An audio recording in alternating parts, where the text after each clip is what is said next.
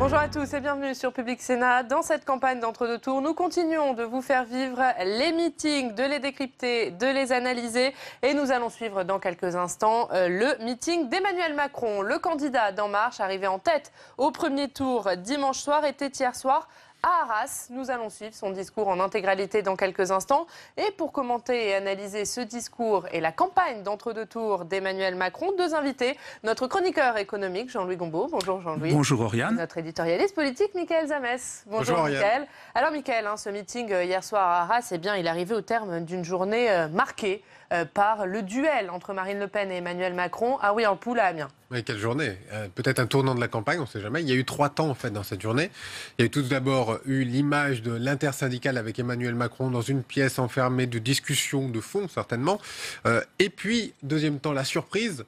Marine Le Pen qui arrive devant l'usine Whirlpool avec les salariés, les selfies, les retours avec toutes les personnes sur place, les embrassades, bref, des images transmises en direct sur les chaînes d'information et qui ont montré qu'Emmanuel Macron finalement était un petit peu pris dans un piège. C'est vrai qu'elle a voulu créer cette surprise, elle est allée au contact de la population en disant d'ailleurs moi je veux au contact, Emmanuel Macron lui il est enfermé dans une pièce et il ne peut pas venir devant cette usine. Et puis troisième temps de cette journée, Emmanuel Macron quasiment obligé de venir devant cette usine et de discuter pendant 1h30 avec les salariés, au contact, au plus près des salariés, et finalement hué à son arrivée, et il est reparti en serrant des mains avec un ton beaucoup plus calme dans cette usine avec les salariés. Et on peut dire finalement que quelque part, Marine Le Pen a rendu quelque peu un service à Emmanuel Macron, qu'elle l'a sorti un petit peu de cette torpeur du début de deuxième tour, d'entre-deux tours, et que finalement, eh bien, il est finalement rentré dans cette campagne d'entre-deux tours.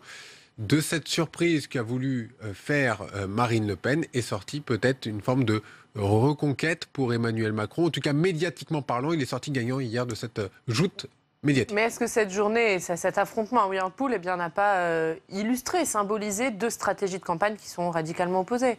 Bon, en tout cas, c'est front contre front, ça c'est évident. Et Marine Le Pen a décidé d'aller au plus près des Français, au plus près du candidat, de le marquer, si vous voulez, un peu marquage individuel, comme si on doit employer une métaphore footballistique. Et du coup, Emmanuel Macron, eh bien, il se trouve obligé lui aussi de répondre du tac au tac. Et du coup, il va, cette forme d'avertissement qu'il a reçu hier, fait dire dans l'entourage d'Emmanuel Macron que la campagne va complètement changer, que c'est lui qui doit donner le tempo, c'est lui qui doit aller sur les terres où on vote Front National. Et donc, à lui maintenant d'imprimer sa marque sur cette campagne. Jean-Louis, l'usine Whirlpool d'Amiens, c'est le symbole des délocalisations et peut-être plus largement de cette mondialisation. Est-ce que c'est aussi sur ce terrain, voire surtout sur ce terrain, que va se faire cette campagne d'entre-deux tours ? Je pense. Madame Le Pen rajoutera beaucoup sur l'immigration. Mais on peut dire que ça s'intègre dans la mondialisation. Et c'est vrai que son créneau, ça va être le candidat de la patrie. C'est moi, et lui, c'est le candidat de la mondialisation. Alors, ce qui est extraordinaire par rapport à ce que disait Mickaël, il faut voir que cette controverse qui a eu lieu hier à Whirlpool venait après les commentaires d'un début de campagne raté de M. Macron. Est-ce qu'effectivement, il n'a pas compris que dans ce sport, il n'y a pas de mi-temps. On ne retourne pas au vestiaire. On n'a même pas le temps d'aller aux toilettes. Il faut passer immédiatement à l'action. Et Mme Le Pen, quelque part, vient lui dire « Viens te battre ». Viens te battre et je vais me battre là où tu te trouves. Je pense que sur le plan médiatique, c'est plutôt elle qui emporte le morceau parce qu'elle arrive, elle donne des solutions, ce qu'elle appelle des solutions simples. En fin de compte, j'interdis le licenciement. S'il n'y a pas de repreneur, l'État prendra l'entreprise en charge le temps d'en trouver. Alors que lui est handicapé. C'est-à-dire qu'on avait l'impression quand même dans cette histoire que Mme Le Pen venait exploiter les difficultés de ces gens, mais lui, il n'était pas dans l'exploitation, il était plutôt dans l'explication. Or, les gens n'attendent pas d'explication, ils attendent une solution. Et là, il était obligé, parce qu'il ne veut pas aller quand même sur le terrain de Mme Le Pen, disant « c'est très simple, je ferme les frontières, l'État prendra en main ». ce qui est, de mon point de vue, en tout cas, à la limite du grotesque. Mais lui, il est sans solution. Qu'est-ce qu'il leur dit? Parce qu'il y a un problème. Vous dites, c'est la mondialisation. C'est exact. Voilà l'entreprise qui gagne de l'argent, qui va en gagner plus en Pologne parce que les gens sont payés 2,08 € de l'heure, et qui va réexporter une partie de cette production en France. Parce que nous sommes dans un marché unique. Et qui, en plus, a touché le CICE. Donc, les gens ne comprennent pas.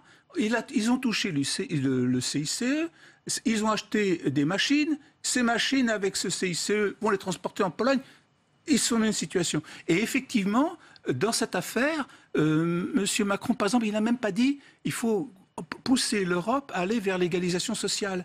Par exemple, il n'a même pas avancé cette solution. Michael, quand on entend Jean-Louis dire Marine Le Pen a gagné hier la bataille médiatique, finalement, est-ce qu'elle n'a pas battu Emmanuel Macron sur son propre terrain, sur ce qui a fait son atout durant la campagne du premier tour, cette bataille de la communication? Une bataille de communication qui, évidemment, est là où il y a eu ce piège, effectivement, lancé par Marine Le Pen. Marine Le Pen a l'expérience. Marine Le Pen, ça fait 20 ans qu'elle fait de la politique, et des combats politiques et des combats d'élection, ça, elle sait faire. Emmanuel Macron, c'est sa première. Alors, est-ce que c'est un problème avec son entourage? Est-ce qu'il était pris au piège de l'entre-deux tours, effectivement, de lundi où il est resté bloqué dans son QG quasiment tout le temps, à faire des réunions, à analyser, comme il dit, à réfléchir pour la suite? Il y a eu un petit retard à l'allumage. Maintenant, c'est peut-être l'heure de la contre-attaque qu'il veut mener, mais là, on a à faire un face-à-face entre maintenant deux personnes qui s'y connaissent aussi en termes de communication.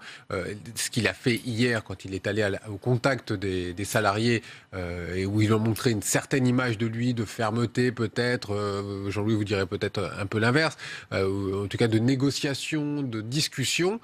On a là quelqu'un qui travaille sur le fond, quelqu'un qui travaille sur la forme.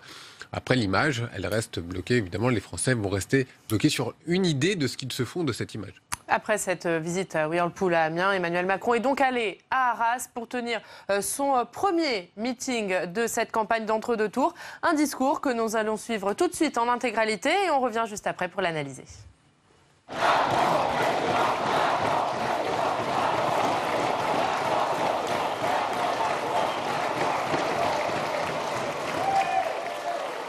J'avais quitté les Hauts-de-France depuis dimanche en début d'après-midi.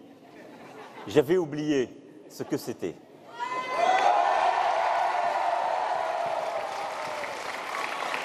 Merci à vous. Merci pour votre enthousiasme et pour votre accueil. Je devais être avec vous vendredi dernier. C'était... Attendez, je crois qu'il y a des gens qui ne voient pas. Il faut de la discipline.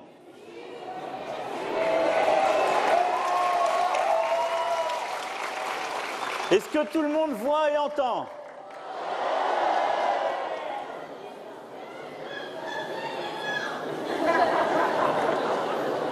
On ira jusqu'au bout.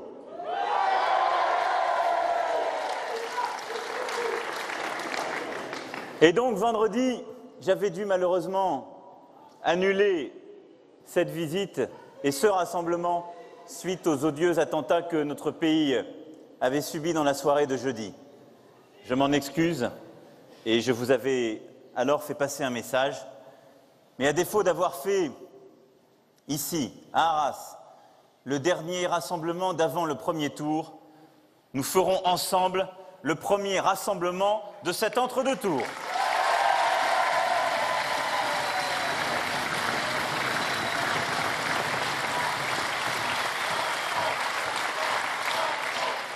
Et nous allons le faire, mes amis, avec encore plus de force, de joie et de gravité que nous ne l'aurions fait il y a sans doute quelques jours encore.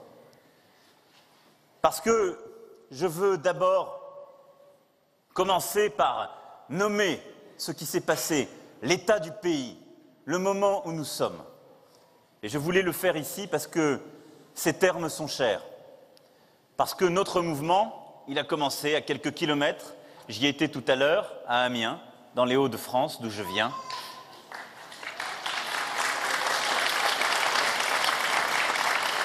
Et parce que les terres où nous sommes, ces terres de Hauts-de-France, elles sont au cœur de notre histoire, de notre passé et du défi politique qui est aujourd'hui le nôtre. Que s'est-il passé dimanche dernier. Les Françaises et les Français ont décidé de tourner une page de la vie politique. Ils ont décidé que les deux grands partis de gouvernement qui jusqu'alors avaient tenu le pays, ils ne se reconnaissaient plus en eux. Un quart simplement des Françaises et des Français se sont portés sur ces partis. Et je le dis avec respect pour les militants, respect pour les élus, respect pour les engagés, parce que nous sommes tous des engagés de la vie démocratique française. Mais quelque chose s'est passé dont notre pays était gros, une page a été tournée. Ces deux grands partis ne peuvent plus structurer la vie politique française d'aujourd'hui et de demain.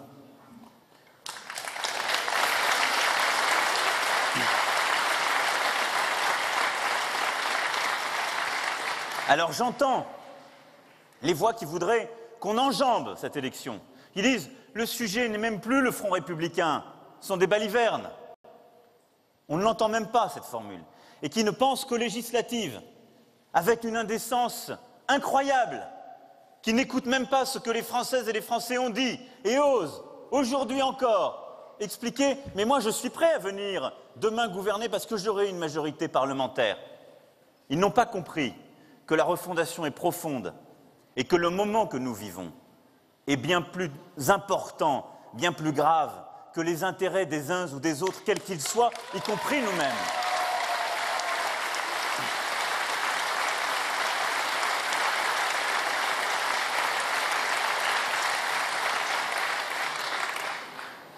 Ensuite, un quart des Françaises et Français se sont exprimés dans des votes plus protestataires, difficiles, qui ont aussi fragilisé ces partis de gouvernement plus traditionnels. Et il faut regarder en face ce que plusieurs candidats ont porté, et en particulier Jean-Luc Mélenchon. Et je sais que peut-être beaucoup dans cette salle, beaucoup dans cette région ont aussi suivi sa candidature ou pu voter pour lui. Ne sifflez personne, ne sifflez surtout pas. D'abord, ça n'est pas nous de siffler. Et surtout, il a été un candidat tout à fait digne. Il a su porter la question démocratique, la question écologique, ses propres idées, avec beaucoup de panache, et il a soulevé dans le pays une attente, il a soulevé une adhésion qu'il faut regarder. Simplement, depuis dimanche soir, il n'est pas à la hauteur de cette adhésion, et ses électeurs méritent mieux que lui.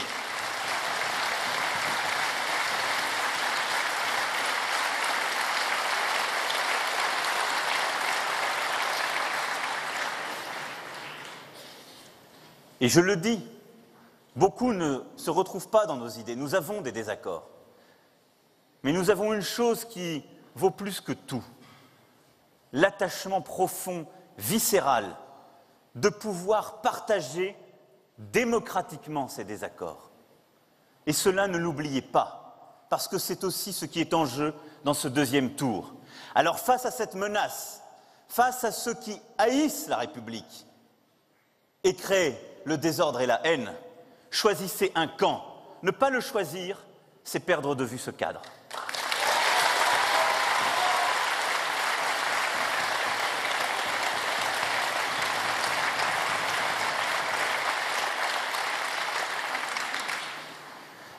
Et donc, depuis dimanche soir, il n'y a pas, comme nous l'avons connu il y a 15 ans, un front républicain qui s'est soulevé.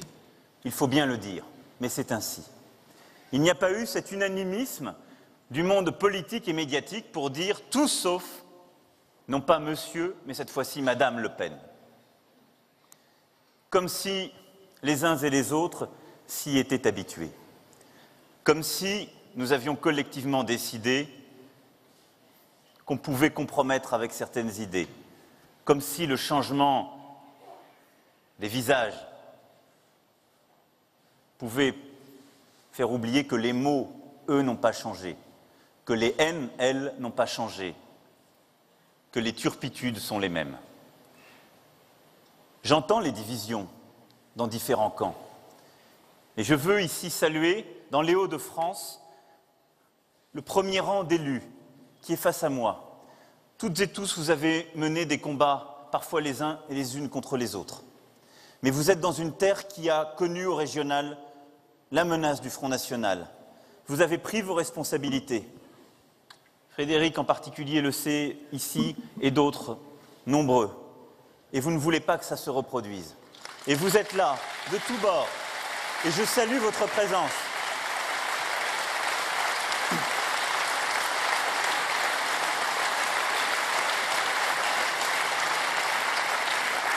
Venant du Parti socialiste, des radicaux, de l'UDI, du MoDem, des Républicains, venant des mouvements citoyens, venant d'En Marche, que vous avez poussé et monté. Mais nous sommes là, tous ensemble, parce que c'est bien la dignité de la France et un projet que nous voulons porter. Et le visage que vous montrez là, c'est celui que je veux pour notre pays.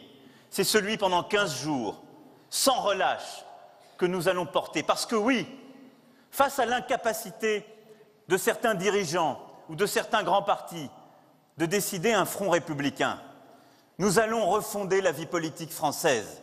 Ce que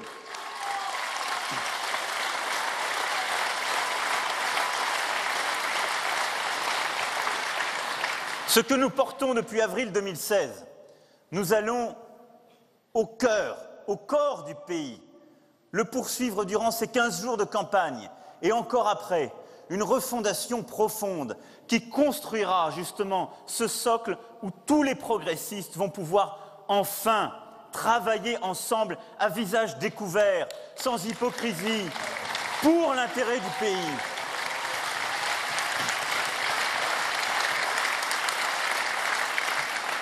Et je le dis à toutes celles et ceux qui nous rejoignent après ce premier tour, comme je l'ai dit à toutes celles et ceux qui l'ont décidé avant ce premier tour. Ils sont les bienvenus s'ils sont les porteurs authentiques de ce projet. Tous les progressistes sont les bienvenus. Je ne leur demanderai jamais d'où ils viennent.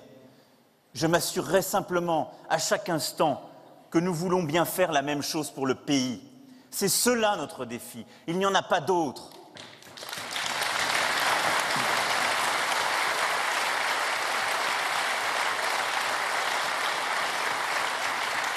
Et donc je ne reproduirai pas l'erreur faite en 2002, qui a consisté, après le Front républicain, à reprendre les habitudes.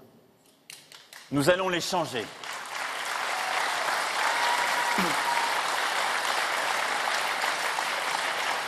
Les habitudes et les usages, parce que nous devons rassembler.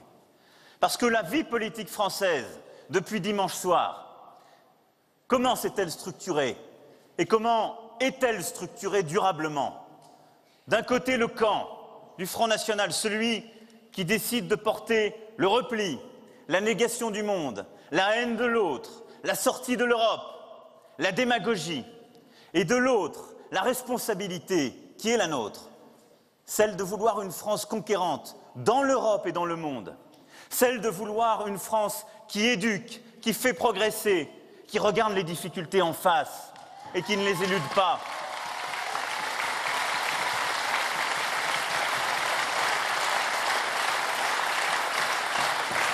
Qui a confiance dans l'avenir, qui veut le construire et qui parle à l'intelligence de chacune et chacun, qui ne fait pas de démagogie. Depuis dimanche soir,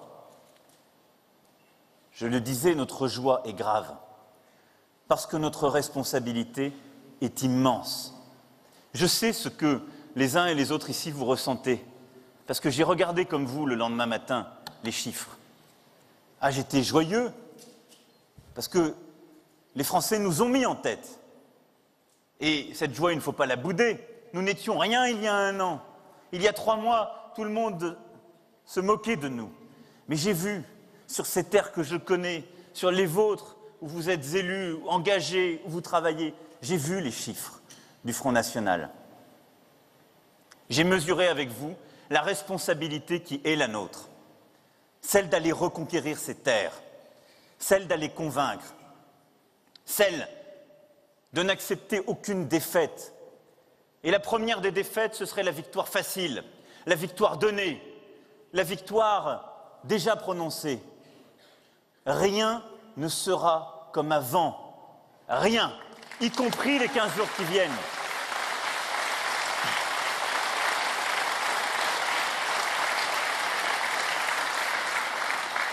Et donc notre devoir est immense, parce que ce qui va se jouer dans les 15 jours qui viennent sera déterminant pour les mois et les années à venir dans notre pays.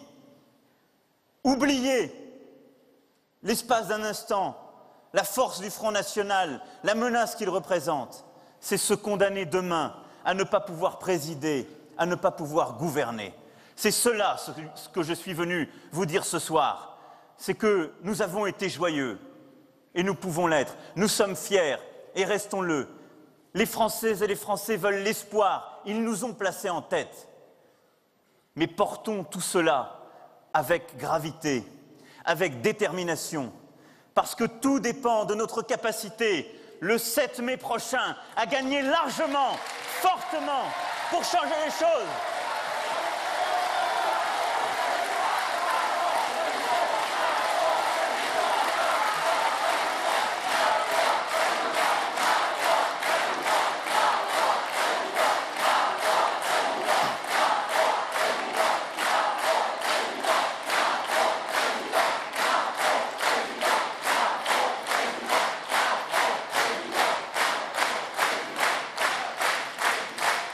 Et moi, je n'ai qu'un ennemi, mes amis. Un ennemi. Ce sont nos fractures et nos divisions. Je n'accepte pas ce que j'entends depuis dimanche soir. Il y aurait la France des riches et la France des pauvres. La France des villes et la France des champs. La France triomphante et celle qui a déjà perdu. Il n'y a qu'une France, la nôtre.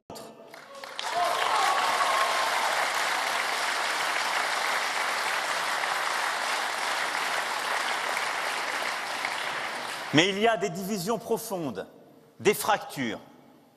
Et nous devons, tous ensemble, les regarder en face pour y répondre.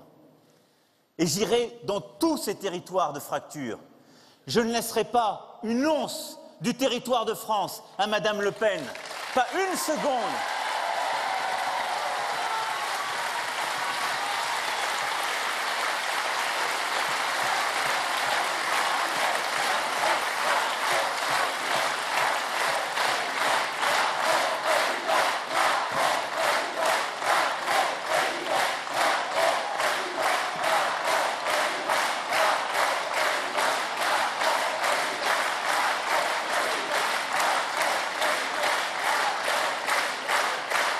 Face à la fracture politique qui s'est révélée dimanche soir, levons-nous, allons dans tous ces territoires qui doutent, qui se disent perdus.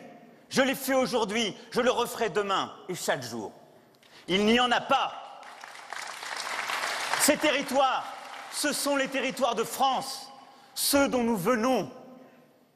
Allons partout, porter ce discours exigeant, cet espoir au cœur, non pas pour promettre je ne sais quoi, mais pour dire que chacun des territoires de la République, il est dans la République. Je n'en sais pas de perdu.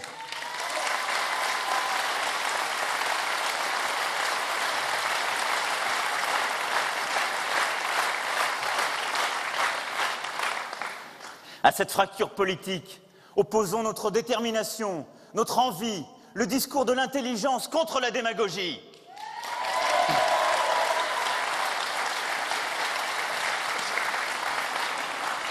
J'étais tout à l'heure, ce qui explique un retard dont je m'excuse, à Amiens.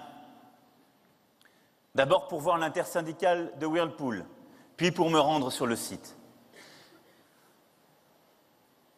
J'ai d'abord vu les syndicats, parce que je crois dans le dialogue social, et parce que l'intersyndicale, depuis des mois, a joué un rôle formidable dont les élus peuvent témoigner, de responsabilité, pour ne pas bloquer le site, pour préserver les emplois, l'image de l'entreprise, face, il faut bien le dire, au cynisme et au choix brutal.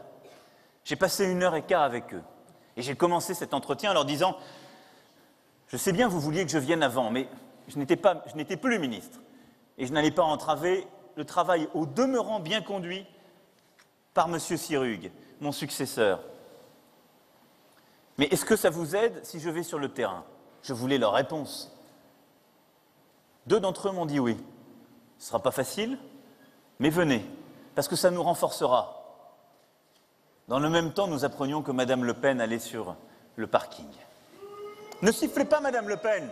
Ne la sifflez pas, ça ne sert à rien. Allez, dès sortie de ce rassemblement, dans chaque maison, dans chaque café, et allez convaincre.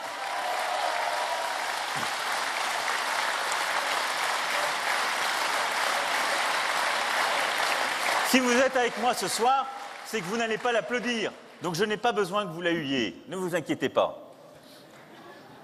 Mais Mme Le Pen, elle est venue faire quoi? Elle est venue passer un quart d'heure, sur un parking, avec pour moitié des militants du Front National, faire des selfies, dire qu'elle montrait une taxe spéciale aux importations. Ça s'appelle monter de 3 points la TVA. Je vous donne la traduction si vous vouliez comprendre ce que ça fait sur votre pouvoir d'achat. Et elle est repartie. Et puis ce soir, elle a fait des images. Donc les gens ont trouvé ça formidable, parce qu'on est dans une société d'images. Et puis ce soir, elle a fait un communiqué pour donner ses solutions. Et puis elle a dit que, si besoin est, elle a ressorti son programme pour les PME, qui n'a rien à voir avec Whirlpool. Mais ça n'est pas grave. Elle n'est pas dans le réel. Et derrière, elle a dit s'il fallait qu'avec elle, Whirlpool serait sauvé parce qu'on nationaliserait.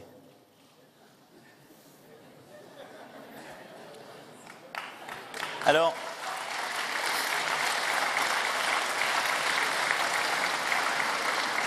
je l'ai vécu de près, et comme disent 2 grands auteurs contemporains qui ne sont pas Michel Audiard, il y en a qui ont essayé, ils ont eu des problèmes.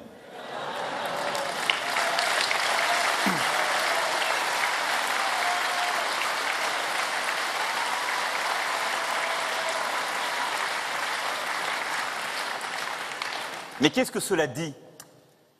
Qu'elle veut faire vivre cette fracture politique en attisant les haines, en mentant, en parlant aux peurs pour les utiliser, mais en n'apportant aucune réponse, rien. Face à cela, nous devons avoir le discours de la responsabilité, de l'exigence, aller au contact, accepter les invectives parfois, la colère, parce qu'elle est toujours légitime et qu'elle dit quelque chose. Mais ne cédez rien de la vérité. C'est à ce prix que nous résorberons cette fracture.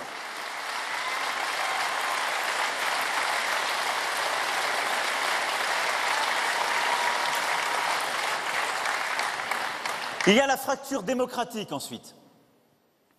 Elle s'en nourrit injustement. Laquelle est-elle? Le fait que tant et tant de nos concitoyens n'ont plus confiance, se disent tous les élus ou les politiques sont à mettre dans le même sac, ils ne valent plus rien. Bien sûr, il y a eu des excès, des cas injustifiés et injustifiables. Bien sûr que, comme vous, je sais cette campagne dans laquelle nous sommes. Beaucoup de choses ont été faites.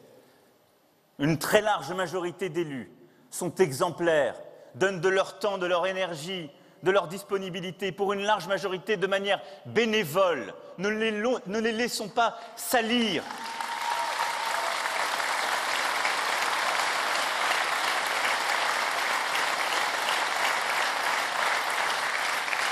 Mais surtout, nous apporterons une réponse concrète, forte, une vraie loi de moralisation de notre vie politique qui empêchera les conflits d'intérêts, les emplois de complaisance, qui mettra un cadre clair sur les rémunérations et qui permettra de sortir de la démagogie et d'aller au bout du travail de clarification, de transparence. Nous apporterons une réponse en renouvelant la vie politique et en faisant monter de nouveaux talents, de nouveaux visages, parce que c'est cette promesse qui est la nôtre.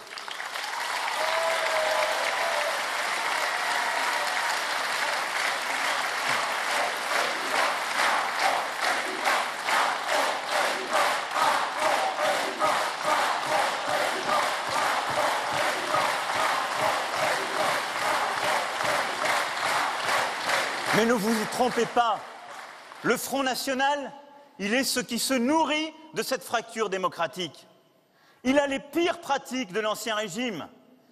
Madame Le Pen, elle est l'héritière de ce système.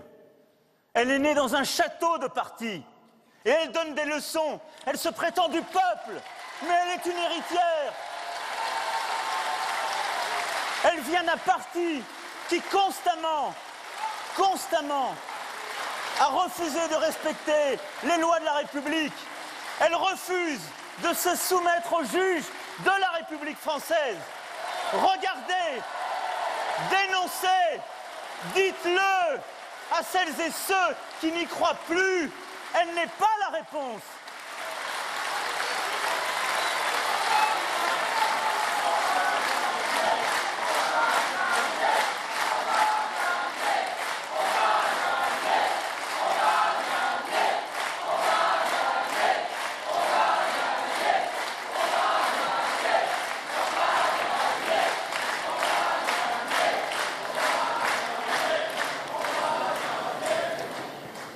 Il y a la fracture sociale, on en parle depuis 20 ans, et elle est essentielle et elle reste là.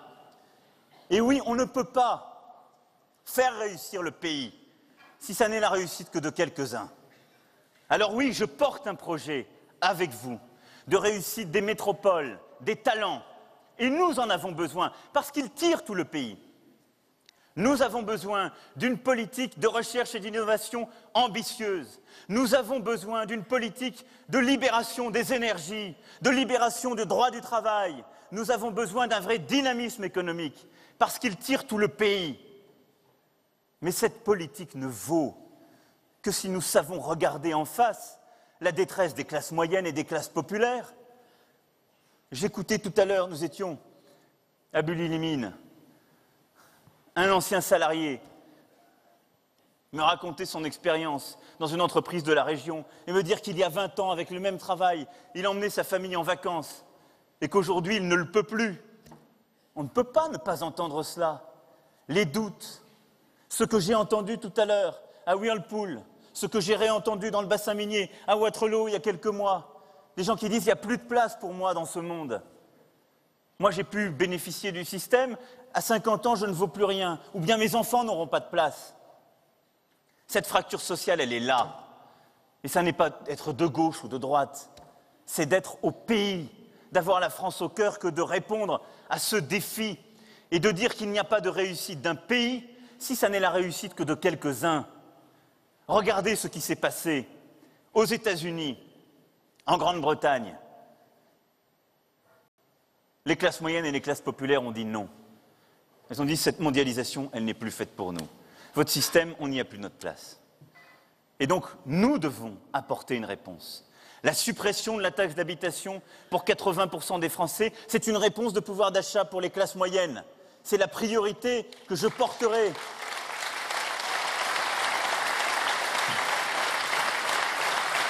Avoir une vraie réforme du marché du travail qui protège dans l'entreprise par un dialogue social constructif dans l'entreprise et la branche pour qu'on forme, qu'on protège, qu'on nous trouve les bonnes règles. C'est donner une place aux classes moyennes et aux classes populaires qui travaillent par le travail et dans le travail.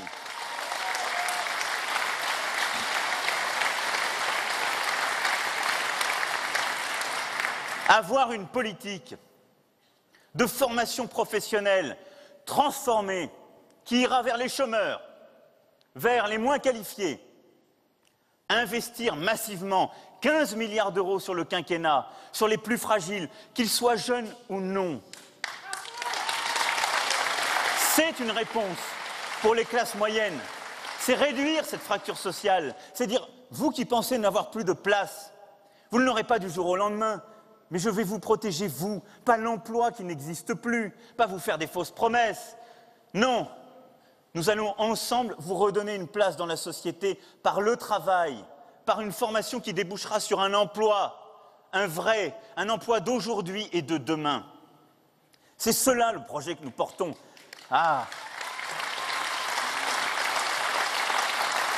Il est ambitieux. il est long, il est dur. Et on le sait bien. Je vois là mes amis du Valenciennois, de Saint-Omer. Vous le vivez depuis des années sur les territoires. Je l'ai vécu, votre indignation, votre colère, quand une entreprise décidait de fermer ou de restructurer. Parce qu'il y a un moment, c'est insupportable. Mais ce travail lent de reconstruction, en revitalisant des sites, en formant, vous l'avez mené. Vous avez fait émerger un visage d'une France numérique dans des territoires où plus personne ne pariait, en qualifiant les gens, en qualifiant les salariés. La réponse, elle n'est pas dans la démagogie. Elle est dans cette ambition collective, dans cet investissement dans l'homme, dans l'entreprise, dans la machine, dans ce qui est le cœur d'un projet pour produire au XXIe siècle. Et puis réduire cette fracture sociale, c'est aussi l'école, c'est former. Parce que quand on n'est pas formé, on n'a pas d'avenir. Et cela, le Front National n'en dit jamais un mot. Rien.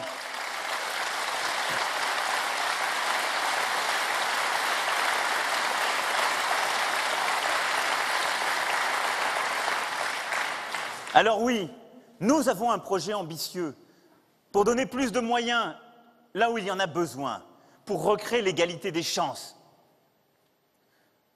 Ramener à 12 élèves en classe de CP et CE1, dans les zones dites REP et REP+, là où il y a de la pauvreté, là où il y a des difficultés. Donner plus d'autonomie pour construire. Donner par l'école les moyens de réussir. La fracture sociale, c'est comme ça qu'on la résorbera vraiment. C'est un travail au cœur du pays, au quotidien, éminemment difficile. Mais c'est celui que nous mènerons, parce qu'il n'y a aucune autre réponse à la division du pays et à cette fracture-là. Aucune autre.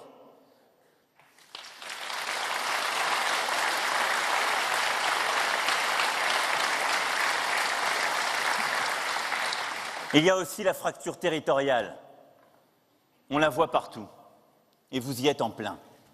Cette fracture territoriale, elle touche les banlieues, la ruralité, les quartiers et les territoires qui se sont désindustrialisés, le bassin minier où nous étions, tous ces territoires qu'on sépare trop souvent, ils ont une communauté de destin. L'activité économique est partie.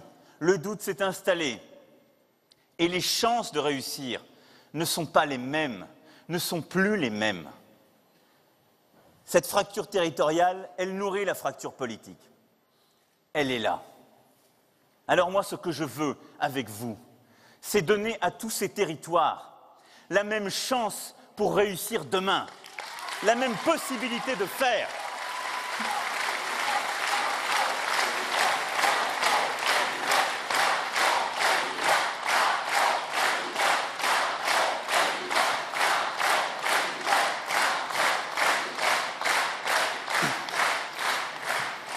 Là aussi, ne nous y trompons pas, ça ne se fera pas en un jour. Ça se fera avec vous, les élus de terrain, les grands élus, parce que les grands élus sont là, au quotidien, à portée d'engueulades et de gifles, au contact du réel, avec les forces vives économiques, sociales. C'est vous qui le ferez, avec les régions, avec les villes. Les départements, nous le ferons ensemble, avec humilité, mais détermination. Cette égalité des chances, je veux d'abord la reconstruire en redonnant l'égalité des accès. 18 mois seront laissés aux opérateurs de téléphonie pour déployer partout la fibre ou la 3G et la 4G.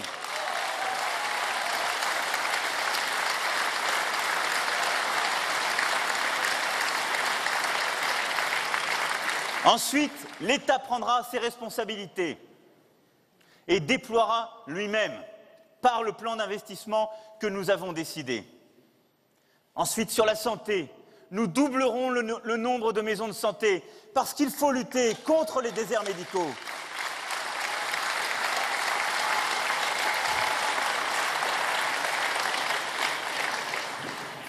Parce que je ne veux plus que des écoles se ferment dans la ruralité, nous les maintiendrons.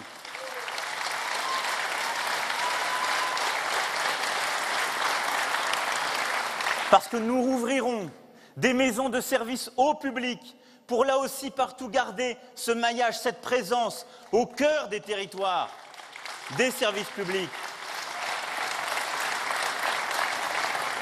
Parce que nous aurons sur tous ces territoires une politique qui permettra de réussir dans l'artisanat, le commerce, en supprimant le RSI, en libérant les règles.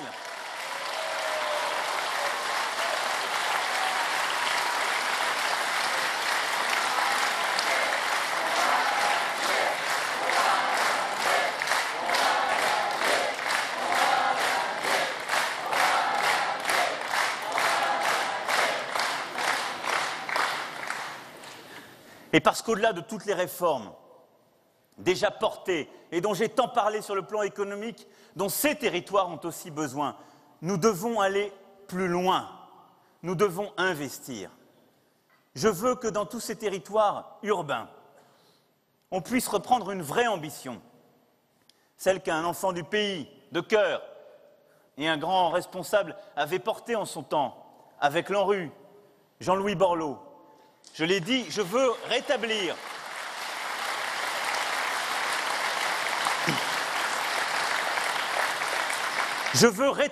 un vrai budget de l'ANRU, et il sera donc doublé, pour que nous repartions avec une vraie politique de cohésion urbaine.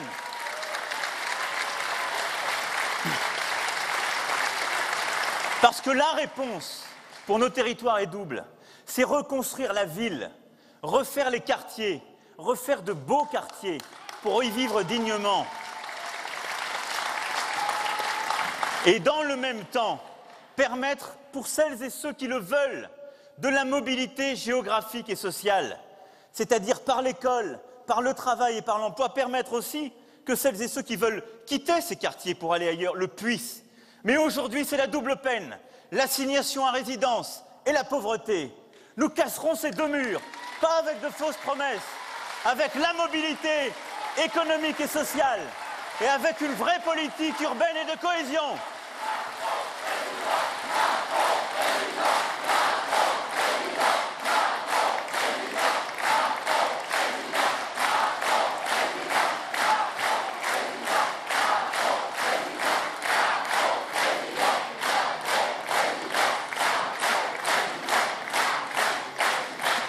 Et dans les territoires les plus en difficulté, où la désindustrialisation est là, qu'ils soient ruraux, périurbains ou autres, je mettrai en place, dès les premiers mois du quinquennat, une stratégie de reconquête forte, avec de nouveaux instruments. Ce que je veux, au-delà des mesures déjà annoncées, c'est un vrai plan Marshall de la réindustrialisation de nos territoires économiquement perdus.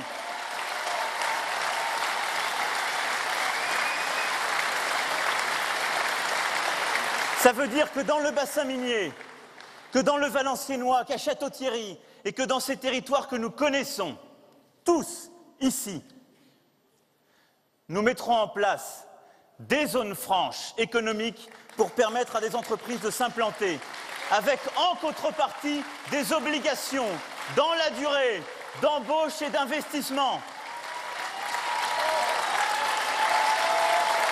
avec le droit laissé au pouvoir public, et je le dis dès le début, avec le droit laissé au pouvoir public d'aller rechercher ces aides si le compte n'y est pas à la fin.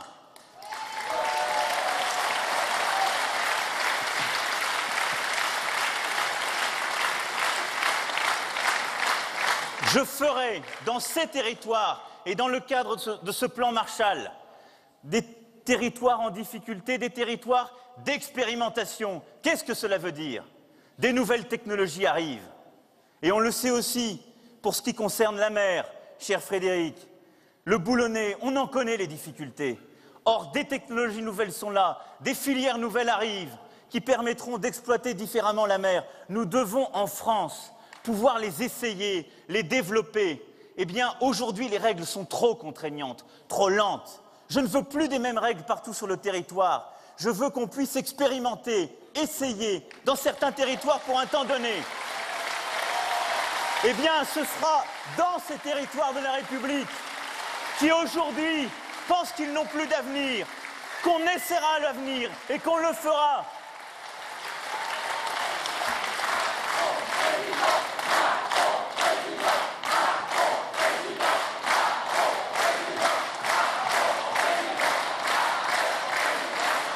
Parce que ces terres-là, qu'elles soient de l'Est, du Nord, du Centre, du Sud ou de l'Ouest, nous les connaissons. Ce sont les vieilles terres industrielles et agricoles de notre pays. Je les connais comme vous en êtes. Ce sont des femmes et des hommes qui ont le travail au cœur, qui veulent la dignité dans le travail et par le travail, qui souffrent de quoi?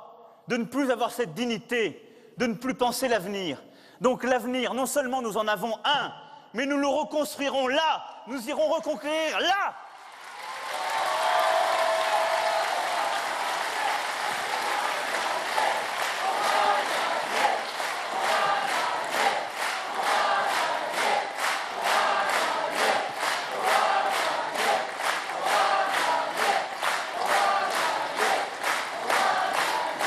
Alors je vous le dis, je ferai tout pour me battre à vos côtés, sans faire des promesses folles que je ne saurais pas tenir.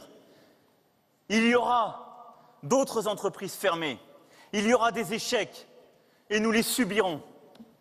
Nous nous battrons à chaque fois dans la dignité et dans la vérité, et je serai toujours à vos côtés, au maximum.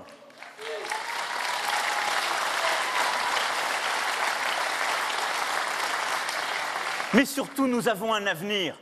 Et c'est cela, ce que je veux dire ce soir, en face, au Whirlpool, au Goodyear,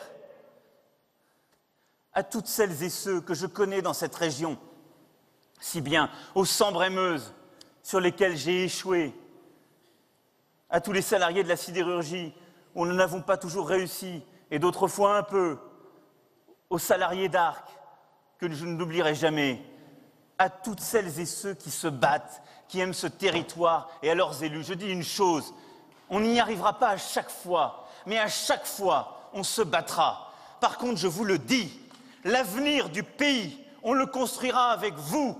Je vous y donnerai une place en vous formant, je vous y donnerai une place en investissant. Nous y aurons une place parce que nous ferons, nous innoverons et nous le ferons là, avec vous, pour notre pays.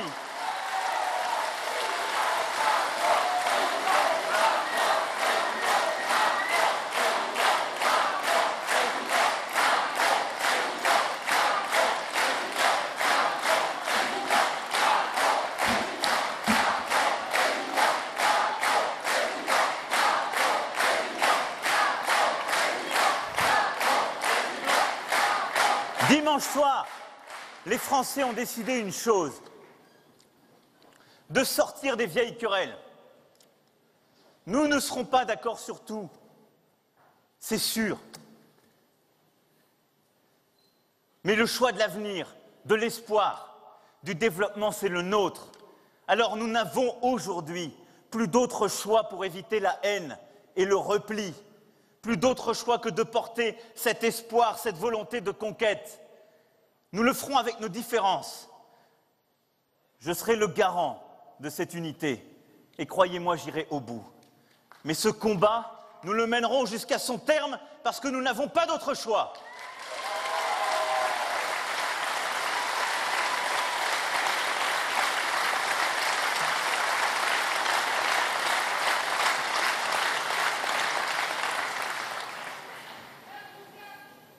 La fracture qui reste ensuite, c'est celle entre la France et l'Europe. Elle nourrit tous ces mensonges. Le Front National s'en alimente. Cette fracture-là, elle a prospéré sur le mensonge français. Depuis tant et tant d'années, dès qu'il y a une difficulté, on va expliquer que c'est la faute de Bruxelles, que c'est la faute de l'Europe. Non, c'est notre faute parce que Bruxelles, c'est nous, c'est un choix souverain, c'est le nôtre avant tout.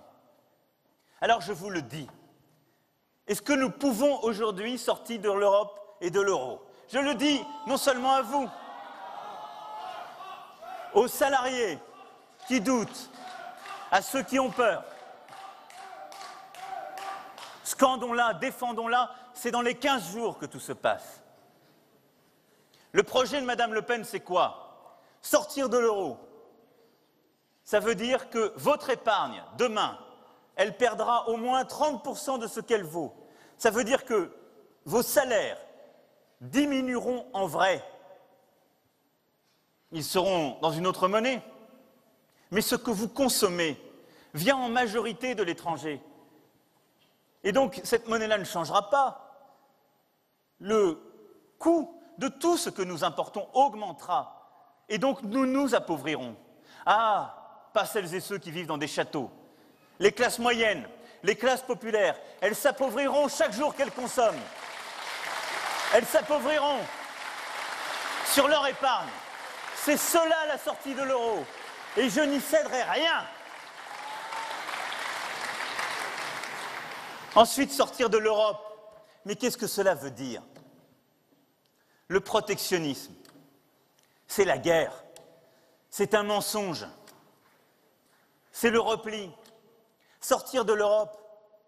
Mais j'étais il y a donc quelques instants à Amiens, je leur ai dit, il y avait un salarié de Whirlpool qui était là. Je disais, vous avez vu l'entreprise à côté, Procter & Gamble, 1000 salariés. Formidable entreprise d'un groupe international, elle est à Amiens. Amiens n'est pas foutu. Il me répond, oui, mon fils y travaille. Et je lui dis, le site de Procter & Gamble à Amiens, 90% de ce qu'il fabrique est exporté hors de France. C'est le site pour l'Europe. Sortons de l'Europe. Procter & Gamble à Amiens, c'est fini. Et dans chaque ville, je peux vous donner des entreprises de ce type.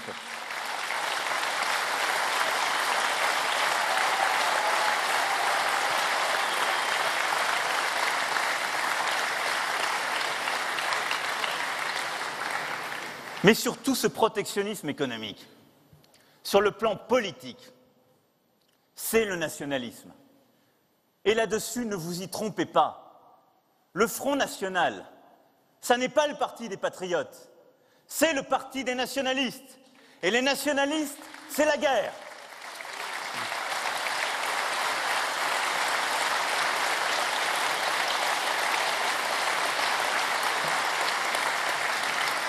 Les patriotes, ils aiment leur pays, ils l'aiment ouvert, à l'image de ce qu'il est, de ce qu'il a toujours été. La France est un peuple fier, qui s'est construit par la langue, à Villers-Cotterêts, qui s'est renforcé dans son histoire, sa tradition, mais qui a toujours aspiré à l'universel. La France, c'est une langue qui se parle sur tous les continents.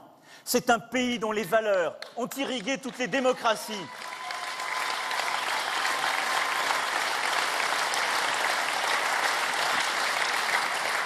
C'est une puissance qui a toujours tiré les autres de l'avant. La France, c'est tout, sauf le rétrécissement.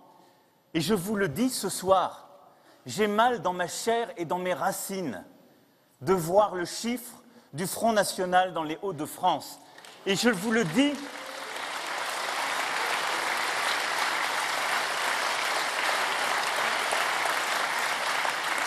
parce que c'est notre responsabilité. Ici, à quelques kilomètres d'ici, ma famille, pour moitié, est enterrée, à Auty, dans une vallée triste que je n'ai visitée que pour les enterrements, et où mon arrière-grand-père était maire. Cette vallée, je la connais très bien. Ces paysages aux confins de la Somme et du Pas-de-Calais, j'en connais les charmes, la tristesse et les souffrances. Ce pays où nous sommes, il a connu toutes les guerres de l'Europe, toutes. Les guerres de Flandre, les guerres qui ont décimé le Moyen-Âge, les siècles qui ont suivi, les deux grandes guerres qui ont fait notre siècle, ou qui ont à un moment failli le défaire. Nous avons été au cœur à chaque fois. Et tout à l'heure, à Bully-les-Mines, je n'ai pas oublié cette médaille, voyez, qu'on m'a donnée, celle de Notre-Dame de Lorette.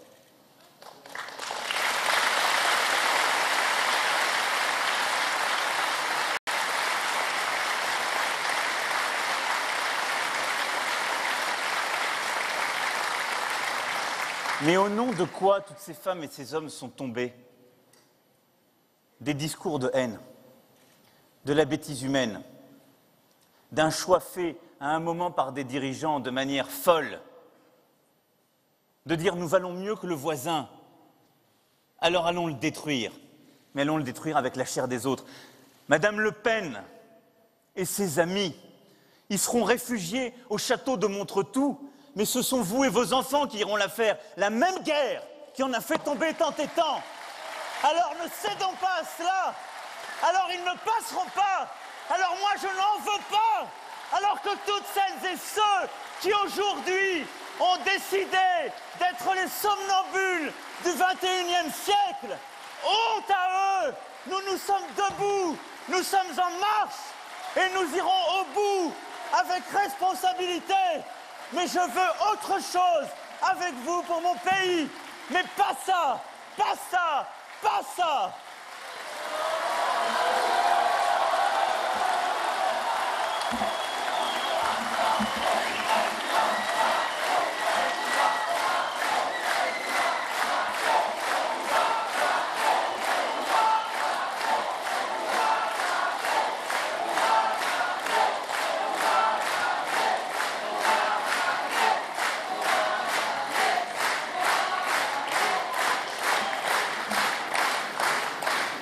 Alors oui, vous l'avez compris, ce sera dur, ce sera long, mais nous le ferons. J'en veux aux commentateurs qui ne voient pas la situation dans laquelle est le pays. J'en veux à celles et ceux qui se demandent comment leurs intérêts, demain, seront recomposés. Et je nous en voudrais à nous de ne pas être à la hauteur du moment. Cela veut dire que notre responsabilité est immense. De dire la vérité, de ne céder à aucune facilité, mais de savoir aussi rassembler. Notre responsabilité, ma responsabilité, dans les 15 jours, dans les semaines qui suivent et les années qui viennent, ce sera d'abord de recréer l'unité du pays. Pas pour dire que notre pays est devenu un grand tout où il n'y a plus de différence, mais de réconcilier vraiment au-delà de ces fractures et de rassembler largement tous les progressistes qui veulent travailler ensemble honnêtement pour faire. Et je vous le dis, je mettrai dans les 15 jours qui viennent toute mon énergie à aller partout dans le terrain, au contact des Français, partout où il y a de la colère, pour l'entendre, l'écouter, dire notre vérité et notre projet. Et vous m'aiderez, j'en aurai besoin.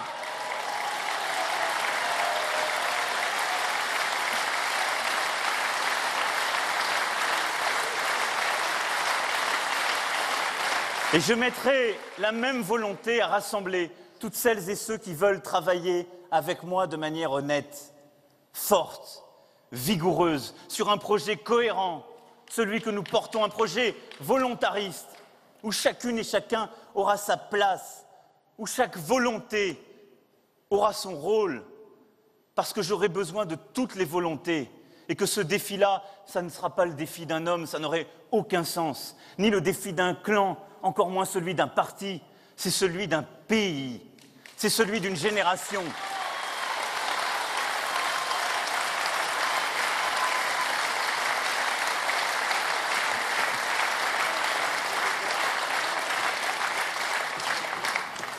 Le peuple de France a dit, dimanche soir, qu'il voulait tourner une page. Mais il a dit aussi et avant tout qu'il croyait dans l'avenir, qu'il croyait dans l'espoir, qu'il croyait dans l'optimisme. Notre responsabilité, c'est de faire gagner largement, follement, généreusement, ce camp-là, qui est le camp de la France, le 7 mai prochain. C'est de le faire tous ensemble, avec dignité et dans l'unité. Et donc oui, mes amis, face à toutes ces fractures, je veux être le président d'une unité retrouvée et d'une France réconciliée. Face à toutes ces colères et ces doutes, je veux être le président de la reconnaissance, de la dignité et de la reconnaissance morale de chacune et chacun. Face à l'inefficacité qui produit la haine, la colère et les fractures, je veux répondre par une politique efficace et juste, celle que nous mènerons pour les classes moyennes et populaires, pour les territoires, pour l'école, pour la reconquête, pour l'égalité des droits. Mes chers amis,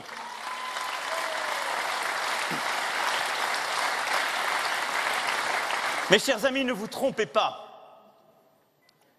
Entendez la colère, respectez les divisions, mais partout à les convaincre. Et je le dis à tous nos concitoyens. Je sais ce qui nous différencie. J'ai bien conscience que j'ai pu parfois vous gêner, que vous ne vous retrouviez pas dans mon projet, que vous n'êtes pas tout à fait à l'aise. Mais regardons ensemble le défi qui est celui du pays. Je veux reconstruire notre unité pour faire. Je veux être un président qui protège, qui assure la sécurité, qui construit, qui transforme et qui, avec vous, reconquiert. Cela prendra des années, mais j'ai besoin de vous.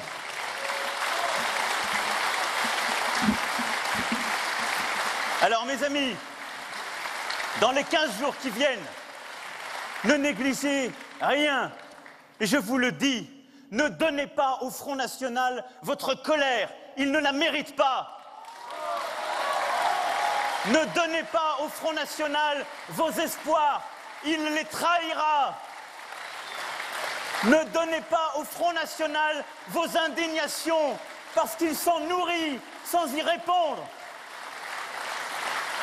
Je veux, avec vous, construire le projet de la France qui entendra vos colères, qui saura nos différences, mais qui construira notre unité dans l'exigence pour faire, pour créer, pour enfin être fiers d'être Français en Europe, d'être nous ensemble. Vive la République, vive la France!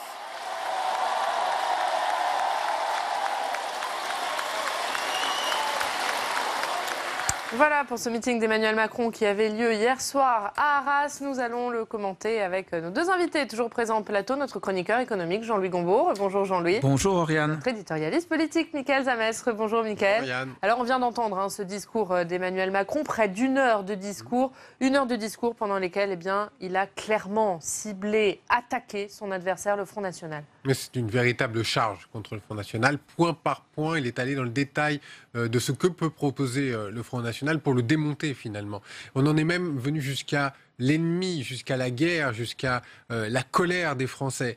Il y a d'autres éléments également dans son discours dont on va parler, mais c'est vrai que la charge menée contre le Front National, c'est l'ennemi. C'est l'adversaire affiché dans l'entre-deux tours. Alors il est allé chercher aussi les Français sur les territoires, sur cette France coupée en deux, sur « je vous ai entendu » également. Je dirais vous voir sur ce territoire, là où le Front National a fait son nid finalement, là où on parlait beaucoup de cette France des oubliés, là où Marine Le Pen a réussi à engranger un maximum de voix lors de l'élection présidentielle. Emmanuel Macron a donc décidé d'aller à la rencontre de cette France. Emmanuel Macron qui a appelé les électeurs en colère, qui pourraient être tentés par ce vote Front National. Ne donnez pas au Front National votre colère, il ne la mérite pas, a-t-il dit. Alors, il a parlé d'ennemis. Alors, on se rappelle François Hollande, mon ennemi, mon adversaire, c'est la finance. Lui, son ennemi, c'est le Front National. Il le dit carrément. Et d'ailleurs, à la fin de son discours, quand il dit ils ne passeront pas, pas ça, ils ne passeront pas. C'est exactement ce que disaient les républicains espagnols pendant la guerre civile, no pasarán, contre le fascisme du général Franco. Donc c'est quand même très très fort. Il dit pratiquement, je suis certain qu'il n'est pas possible qu'il n'ait pas pensé à ce mot d'ordre des républicains espagnols, no pasarán, et là il l'emploie. Et effectivement, derrière sur la tribune, il y a marqué, c'est plus En Marche, c'est Ensemble. C'est-à-dire, on est dans une autre démarche, si je puis dire, et tout son discours est structuré sur le problème de la fracture, de l'unité nationale, en disant le Front National s'appuie sur les fractures pour encore plus vous fracturer. Alors que moi, je constate les fractures et je vous propose qu'on y aille ensemble et qu'on résolve les problèmes ensemble. Je trouve qu'il a quelque part fortement bien démoli, si je puis dire, les propositions, s'il y en a, de Marine Le Pen, mais à part une ou deux nouvelles qu'il n'avait pas prononcées jusqu'à là, il était plutôt faible sur les propositions concrètes. En revanche, quand il a dit, il a eu un grand projet, le plan Marshall de réindustrialisation de la France, bon, la formule peut paraître banale, mais il a quand même dans son programme 50 milliards de dépenses de relance et de réindustrialisation, avec la création de zones franches, dans lesquelles parce qu'il sort de Whirlpool dans cette histoire, dans lesquelles dans ces zones franches s'installeront des usines avec aide publique, avec contrepartie. Ce qui est des contreparties, donc stipulées. Le problème, c'est que quand, par exemple, il y a une contrepartie qui avait été donnée pour le CICE, mais le problème, c'est que dans son programme, il va transformer le CICE en baisse de charges. C'est-à-dire que ce n'est pas, disons, un transfert d'argent public vers les entreprises, c'est le fait qu'elles paieront moins de charges pour une somme équivalente de l'ordre de 40 milliards. Et là, c'est très difficile, puisque vous baissez les charges, donc vous les baissez sans contrepartie, de demander en échange des contreparties. Vous parliez des attaques contre le programme de Marine Le Pen, contre des points du programme de Marine Le Pen. Il a notamment attaqué Marine Le Pen, bien sûr, sur sa volonté de sortir de l'euro, sur sa volonté de sortir de l'Union européenne. Et il a dit, le protectionnisme, c'est la guerre, c'est un mensonge, c'est le repli. Exactement. Alors là, il revient un petit peu, quand même, quelque part, à ce qu'avait dit François Mitterrand, sans reprendre la formule. Il ne dit pas le nationalisme, c'est la guerre. Il dit le protectionnisme, c'est la guerre. Et effectivement, là, vous êtes dans une situation d'affrontement total. Et il montre bien, à travers une autre usine qui est établie autour de la région d'Abler, qui exporte 90% de sa production. Alors c'est vrai, dans le cas de Whirlpool, il y a des perdants. Dans le cas de cette entreprise qui exporte 90%, il y a des gagnants. Et c'est vrai que la France, Chirac parlait de la fracture sociale.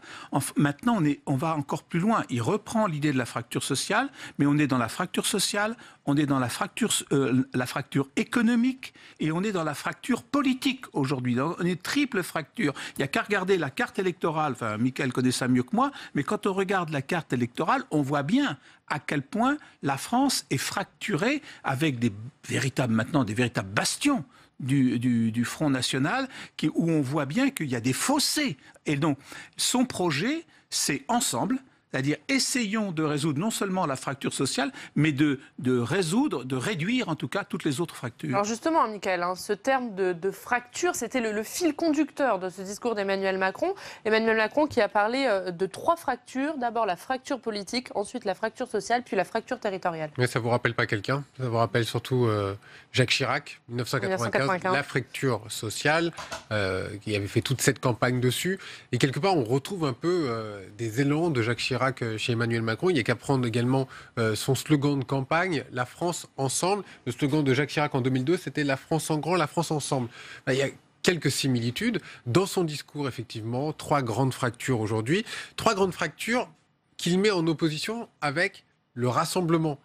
C'est ce qu'il souhaite aujourd'hui. Il veut rassembler, élargir l'unité du pays, réconcilier. Il a décidé de faire l'opposition à cette fracture avec des mots qui sont des mots d'apaisement finalement, des mots de protection. Il veut incarner le président protecteur. Marine Le Pen avait décidé de faire sa campagne sur la France apaisée. Elle avait un petit peu fait marche arrière à la fin du premier tour où elle était repartie sur des sujets très régaliens et notamment sur le terrorisme, sur l'immigration. Lui reprend la main sur cette France apaisée. Il se veut donc le président de la France ensemble. Oui, il a dit à plusieurs reprises, le candidat de la France réconciliée, c'est un mot qu'il employait souvent, et l'unité du pays aussi. L'unité du pays, car on voit bien, encore une fois, cette fracture. Et donc, pour résoudre cette fracture, il y a l'unité. Et il y a un mot aussi qui est revenu, qui a peut-être été emprunté, je ne sais pas, peut-être Jean-Louis, vous pourrez me dire, mais emprunter le mot « faire », ça nous rappelle également qui? François Fillon, avec le titre de son livre. Faire.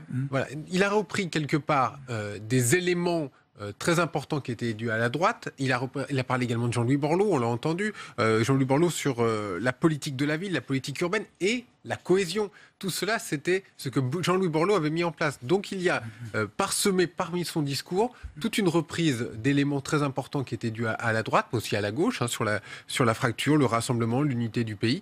Donc il se veut ce pont entre ces deux rives. Et pour résorber la fracture sociale, puisqu'il a insisté sur la fracture sociale, il a insisté sur plusieurs points de son programme, l'exonération pour 80% des ménages de la taxe d'habitation, une vraie réforme du marché du travail, et surtout, il s'est voulu le candidat qui parle, qui apporte des solutions aux classes moyennes. Alors, exact. Alors le problème justement par rapport aux solutions, la fracture, le problème c'est le ciment. Pour l'instant, bon, alors il fait un discours, donc on ne va pas lui demander d'apporter du ciment dans un discours, on va lui demander d'apporter des mots, et il peut pas, c'est un discours, donc c'est des mots. Mais fondamentalement, évidemment, le grand problème, c'est quelle est la quantité de ciment qu'il nous faut pour réduire les fractures, tant qu'il y en a tellement. Donc, et ça, évidemment, c'est un problème considérable. Moi, je suis satisfait d'avoir entendu ce discours, parce que le président, il a vraiment étalé l'ensemble des problèmes. Alors évidemment, c'est au risque d'apparaître plus comme un commentateur, comme un diagnostiqueur, que comme un véritable médecin. C'est ça le risque. Mais il faut quand même mettre tout sur la table. Et ce qu'il a fait, il met tout sur la tribune. Il le dit, voilà, il décline l'ensemble des fractures auxquelles il va s'opposer. Et donc, il a plus exposé une volonté, pour reprendre un peu ce que disait Fillon dans le premier tour, une volonté pour la France, beaucoup plus comme une volonté, comme une méthode, que comme, encore une fois, un véritable ciment. 50 milliards, plus... Alors, là, évidemment, la seule réforme structurelle laquelle il a développé, c'est ce que vous venez de dire, Oriane, c'est la réforme du marché du travail. D'ailleurs, il a mis ça, d'ailleurs, je ne sais pas si c'était volontaire aussi, parce que quelquefois, il quitte ses notes, donc on ne voit pas trop si c'est dans ses notes, mais il parle de la mondialisation, et puis il dit, bon, ben, pour résoudre le problème, entre autres, il cite d'autres choses, il dit la réforme du marché du travail. Je doute que cette réforme du marché du travail, il l'avait déjà dit avant même le premier tour, quand il dit, moi, c'est la loi El Khomri puissance 10. Je doute qu'à Whirlpool, ce genre de solution soit actuellement la bienvenue par rapport à quelqu'un qui vient vous dire, comme Madame Le Pen ou à l'extrême gauche, j'interdirai le licenciement, l'usine ne fermera pas, vous garderez tous votre emploi quoi qu'il arrive, etc. Pour revenir sur Jacques Chirac, il a cité Jacques Chirac une fois pendant son discours Emmanuel Macron en disant « Je ne reproduirai pas l'erreur faite en 2002 par Jacques Chirac qui a consisté à reprendre les habitudes ». Manière de montrer que lui fera la politique autrement. Mais il a retenu la leçon, surtout certainement, c'est-à-dire qu'il fallait ouvrir à l'époque, il fallait face au duel entre Jean-Marie Le Pen et Jacques Chirac, derrière il fallait faire un gouvernement presque d'union nationale, ce qui n'avait pas été fait à l'époque. Lui, il veut et incarner et la droite et la gauche. Donc sa seule solution, s'il gagne l'élection présidentielle, bien entendu, ça sera d'ouvrir à tout bout de champ. Et ouvrir à qui? Aussi une forme de nouvelle personnalité dans la vie politique, de nouveaux visages, comme il dit, une nouvelle moralisation de la vie politique, aux pratiques et aux usages qui ne peuvent plus se faire comme elles se faisaient jusqu'à présent. C'est son pari à Emmanuel Macron, c'est le pari depuis le début. C'est depuis que notamment François Bayrou l'a rejoint. C'est le pari de la moralisation, c'est le pari du renouveau, c'est le pari du et droite et gauche. Pour l'instant, il a marqué quelques points sur ce terrain-là. Il reste quand même une dernière étape. Mais contrairement en 2002, Emmanuel Macron l'a noté, il n'y a pas un front républicain qui s'est soulevé, comme si les uns et les autres s'étaient habitués au Front National. Alors il y a de ça. Bien sûr, il n'aura pas les 80% si il est élu. Donc, évidemment, il est dans une situation qui n'est pas celle de Jacques Chirac. À mon sens, raison de plus pour justement, par rapport à ce que vous venez de dire avec Michael, ouvrir. Et effectivement, quand il a débattu, au moment actuellement, on réfléchit sur le problème des investitures pour la législative. C'est-à-dire qu'effectivement, il ne peut pas être puisqu'il faut qu'il distribue les investitures, il ne peut pas être dans une situation parce qu'il y avait un peu de la vengeance chez Jacques Chirac en 2002 par rapport au clan Balladur. Là, il ne peut pas être dans cette posture-là, ce n'est pas possible. Donc, visiblement, alors ce qu'il a dit, que il n'a pas prononcé le mot d'investiture, mais il ne donnera son aval qu'aux personnes qui s'engagent à défendre son programme, son projet. Donc c'est déjà une base, parce que jusqu'à présent, on disait il n'y aura que des candidats en marche. Non, il semble bien qu'il y aura des candidats en marche, plus des candidats qui diront « je suis d'accord avec vous ». Michael, pour terminer, Emmanuel Macron a dit à plusieurs reprises, 2 fois, notre responsabilité est immense. Notre joie est grave, mais notre responsabilité est immense. Ça, c'était une manière de répondre à François Hollande qui a dit qu'il n'y avait pas eu de prise de conscience que le Front National était au second tour. Il avait déjà répondu dès lundi en le disant finalement qu'il n'avait pas de leçons à recevoir de ceux qui ont fait monter le Front National depuis 20 ou 30 ans. Donc encore une fois, effectivement, c'est une réponse à tous ceux qui l'ont critiqué depuis dimanche soir. Oui, il a conscience des responsabilités qui doivent l'attendre dans cette entre-deux tours aujourd'hui, des responsabilités face à la menace que pourrait représenter le Front National à ses yeux. Oui, aux responsabilités qui doivent l'engager sur les 5 années à venir s'il gagne l'élection présidentielle. Oui, aux responsabilités en tout genre. Mais c'est vrai qu'il répondait aussi aux critiques qu'il avait amenées dimanche soir dans un restaurant parisien. Et c'est vrai qu'hier, avec l'image qu'on a vue, la communication autour d'Amiens et devant l'usine à Whirlpool, il a peut-être réussi à tourner cette page, la page de la rotonde, on va l'appeler comme cela. Merci Mickaël, merci Jean-Louis d'avoir été avec nous pour commenter ce meeting d'Emmanuel Macron qui avait donc lieu hier soir à Arras. On se retrouve demain midi pour suivre cette fois le meeting de Marine Le Pen, la candidate du Front National, qui sera elle ce soir en meeting à Nice. Très bonne journée à tous sur Public Sénat.